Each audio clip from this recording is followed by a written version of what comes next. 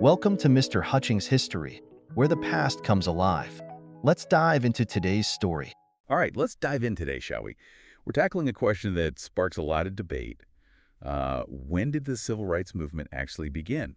I think a lot of people think they know the answer. But That's not as simple as just picking a date, right, exactly. There's a lot more to uncover. And Way more. so we're going to be digging into a podcast episode from Mr. Hutchings History to kind of unravel some of those different viewpoints on this. Absolutely, yeah. And I think, a lot of us, when we think about the civil rights movement, we think about, like, the 1950s, Rosa Parks, the bus boycotts, Brown v. Board of Education. Yeah, the big, iconic moments, right? Exactly. But what if it actually goes back even further than that?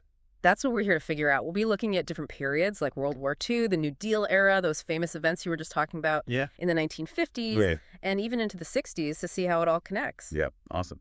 So let's start with World War II, I guess. It seems like the war kind of had this double impact on Black activism, right? Like fueling it in some ways, but then maybe holding it back in others. That's a great point, and it's something historians have really debated. Harvard Sitkoff, he initially thought the war actually led to more direct action. After all, there were those violent outbreaks in Detroit and Harlem in 1943, so... Wow. But he actually later revised his view. Kind of interesting. What made him change his mind? Well, he started to think that Black patriotism during the war maybe channeled that energy away from protests. Okay. And more towards just supporting the war effort. I see. So it was almost like this... It's a different kind of activism. Yeah, like a pause, almost in a way. Oh. Before the movement, really. Yeah, maybe a shift in focus is a good way to put it. Okay, interesting. So some historians, like Sitkoff, see it as a pause. Right. But then, are there other historians who see it differently? Oh, absolutely. Some historians like Mark Newman and Stephen Tuck, they argue that the war actually laid the groundwork for activism later on. Okay, how so? Well, think about it. The war created this sense of urgency, right? This feeling that we need to organize and fight for rights here at home, too. I see. It's like they saw what was happening overseas and thought, hey, we need that same fight for freedom right here in America. Right, like that same energy. Exactly. And a great example of this is A. Philip Randolph. Oh, yeah? He was a key figure in advocating for Black rights, and his work really embodies that connection between the war and the movement. Plus, there's the creation of the Fair Employment Practices Committee, or the FEPC under President Roosevelt. So even while the war was going on, they were trying to make things fairer in the workplace. Yes. It was definitely a push for fair treatment, and while the FEPC wasn't perfect, it showed that the government could, step in on civil rights issues. Okay, so like a step in the right direction. Yeah, you could say that. It was like a crack in the door showing that change was possible. But before we get ahead of ourselves, let's rewind a bit back to the Great Depression and the New Deal era. Okay, so back to the 1930s, right? Yeah, the 30s and 40s when Black communities were facing just immense economic hardship. Yeah, absolutely. But some historians, like Adam Fairclough and John Dittmer, argue that the New Deal, despite its problems, actually helped set the stage for the civil rights movement. Really? How so? Well, Fairclough did research in Louisiana, and it shows how, labor unions, Black educators, business leaders, and the NAACP all started to work together, It created this, network of activism and resistance. And it was during a time when people were really struggling. Yeah, so it wasn't just about individuals, but this idea of a community coming together to fight for their rights. Exactly. And this wasn't just happening in Louisiana either. Oh, yeah. John Kirk's work in Arkansas and John Dittmer's study of Mississippi show similar things happening in those states, too. So it's like these pockets of resistance were already popping up all over the South, laying the foundation for something bigger. Yeah, you could say that. But Fairclough does point out that, these early efforts often didn't have the staying power of the protests that came later. Like when A. Philip Randolph called for a transportation boycott in 1943. Right. It didn't really gain much support, especially in the South. So even with a leader like Randolph, it was still tough to mobilize people on a larger scale at that point. That's right. It seems like, the movement needed a different kind of spark, a different set of conditions to really catch fire. And that's where the NAACP comes in, right? Yeah. They were already working hard in the courts to challenge segregation even before the war. Absolutely. The NAACP, they were founded way back in 1909, and they were laying crucial legal groundwork for the future. They knew that to fight segregation, they needed to challenge it from all angles. So they were kind of like the legal strategist, fighting for change one case at a time. Exactly. And they had some big wins, too, like Smith v. Allwright in 1944. That case struck down all white primaries in Texas. Wow, so that meant black voters had more power to actually influence elections. Yeah, that was a huge victory. It's amazing to think about how those early legal victories paved the way for the progress we see later on. Yeah, it really shows that change doesn't always happen quickly.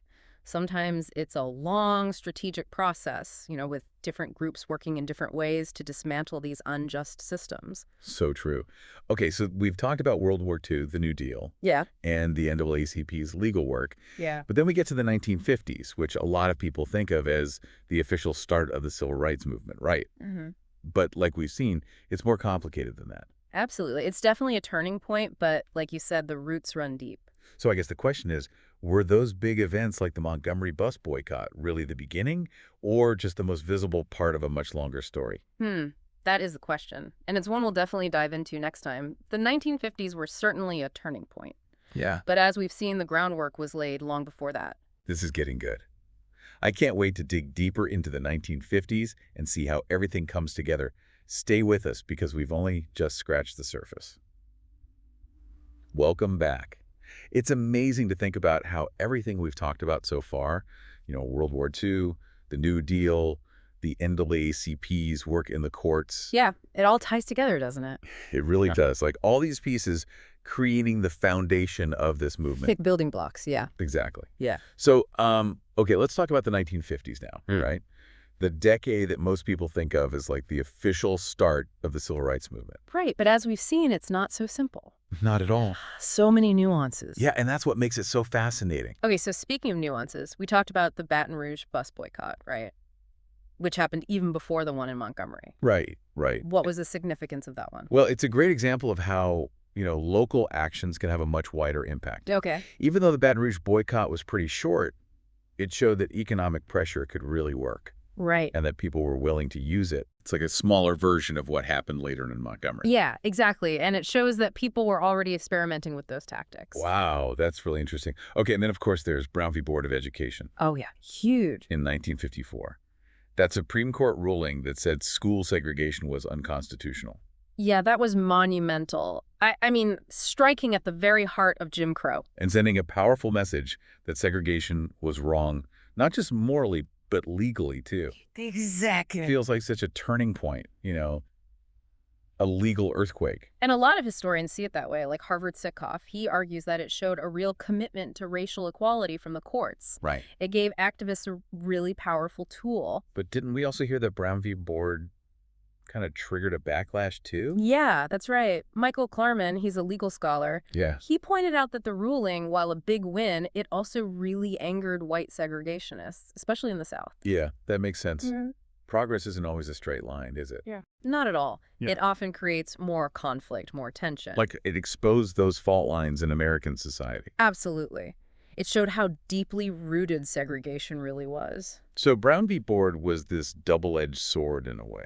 Yeah, it really was. It pushed things forward, but also sparked a lot of resistance. And then there's this idea that it may have even inspired the Montgomery Bus Boycott. Right. David Garrow, he suggests that even with its downsides, Brown v. Board created this momentum, this feeling that change was possible. Wow, that's fascinating. It's like a chain reaction. Yeah. Okay, well, speaking of the Montgomery Bus Boycott, we can't skip over that, can we? No, definitely not. I mean, this is what many consider to be like the birth of the modern civil rights movement. Right, lasting over a year. Yeah, 1955 to 56. Wow.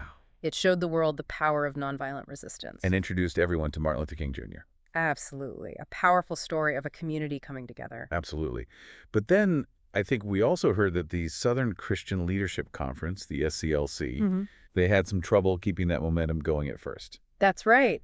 And, it shows that even with a big win like Montgomery and a charismatic leader like King, building a lasting movement is incredibly hard. It takes more than just a moment, right? So much more. Organization, strategy, a long-term vision. So many things happening behind the scenes. All the time. And then, as we move into the 1960s, we see a whole new wave of activism. Oh, yeah. Things really start to heat up in the 60s. Yeah. Sit-ins, freedom rides, marches. A whole new level of energy. It's like all that groundwork laid in those earlier decades was finally, paying off. Yeah, it's all connected, isn't it? It really is. And a perfect example of this is the Greensboro Sit-ins. Oh, yes. In 1960, Yeah. those 4 black college students refusing to leave that segregated lunch counter. It's such a powerful image. And then it sparked all these other protests across the South. It's like it ignited something. It really did. And it feels like this shift, with young people saying, we're not waiting anymore. Totally. Charles Payne, he argues that the sit-ins mark this break from the past. Okay. He calls it the emergence of the new Negro, Interesting. this generation that was just done with waiting. They said, we want change now. Exactly. And they brought this incredible energy, this fearlessness. And it all started with that simple act of defiance. So powerful, right? And William Chafe, he sees the sit-ins as this organic outpouring of frustration. Like all that pent-up anger and frustration just boiling over. That's a great way to put it. Okay. But, it's never just about spontaneity. Right. Alden Morris, he points out that the sit-ins were also supported by those networks we talked about earlier. The churches, colleges, civil rights groups. Exactly. They provided the structure, Okay, sort of. so communication channels. They helped those protests spread. It's like each sit-in was a spark, and these networks were the wind that carried it. Beautiful imagery. And as the 60s continued, those networks became even more important, more sophisticated. Allowing the movement to take on even bigger challenges. Absolutely. It's like all those years of work, those smaller battles, Yeah. they were finally coming together to create this powerful force for change. Incredible. So I guess the question now is, what happens next? How do we make sense of the movement's legacy, its successes and shortcomings? And how it continues to shape the world we live in today. Exactly. That's what we'll be talking about in our final part. Looking forward to it. Wow. I mean, it's incredible to think about everything we've covered. I know, right? It's like we've gone on this epic journey through history. From the war years to the New Deal, all the way through the 60s. It's amazing how it all connects. It is. And as we wrap up our deep dive, I think it's important to take a step back and ask ourselves, what did we actually learn from all of this? Exactly. We've heard all these different historians, different perspectives, debated these timelines, and really uncovered all these layers behind the civil rights movement. But what does it all actually mean in the end? Like, what are the big takeaways?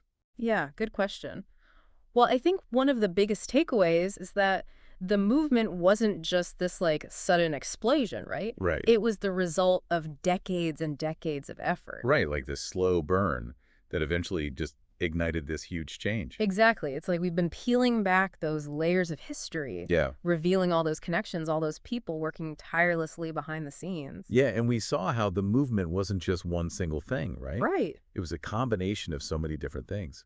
Legal battles, people organizing, all that community activism, and then those moments that everyone remembers. Absolutely. Like all those pieces coming together to make a real difference. Exactly.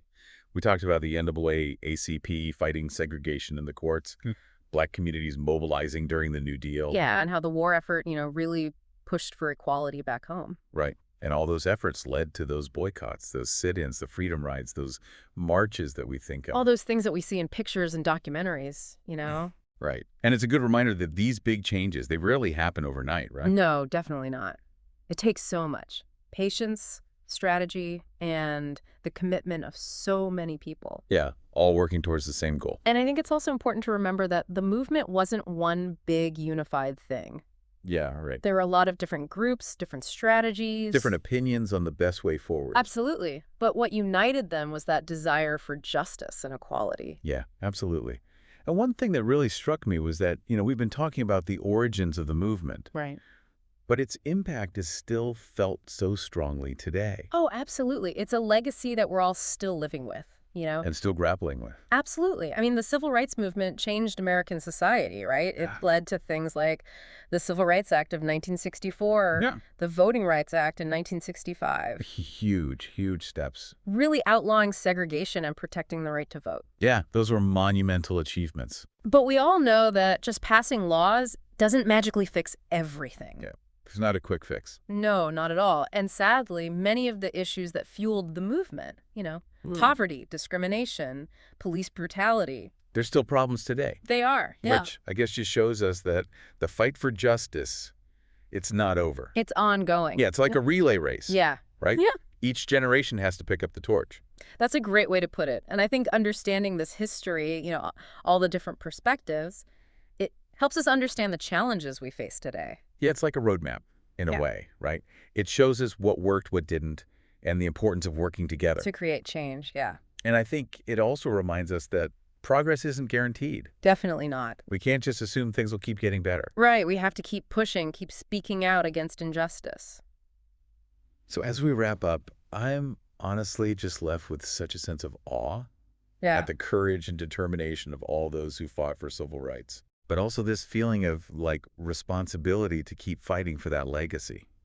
Yeah, totally. It's a legacy that belongs to all of us. The civil rights movement, it wasn't just about this one point in time. Right. It's a living thing still shaping the world. And it's up to all of us to answer that call to action. To keep learning, to keep fighting for a better world. Absolutely. So thank you for joining us on this deep dive today, everyone. We've learned so much about the origins of the civil rights movement, but I think more importantly, we've been reminded of its lasting impact on the world we live in. Yeah, and we hope this deep dive has inspired you to keep questioning, to keep learning, to keep pushing for change. Until next time, deep divers, keep on diving.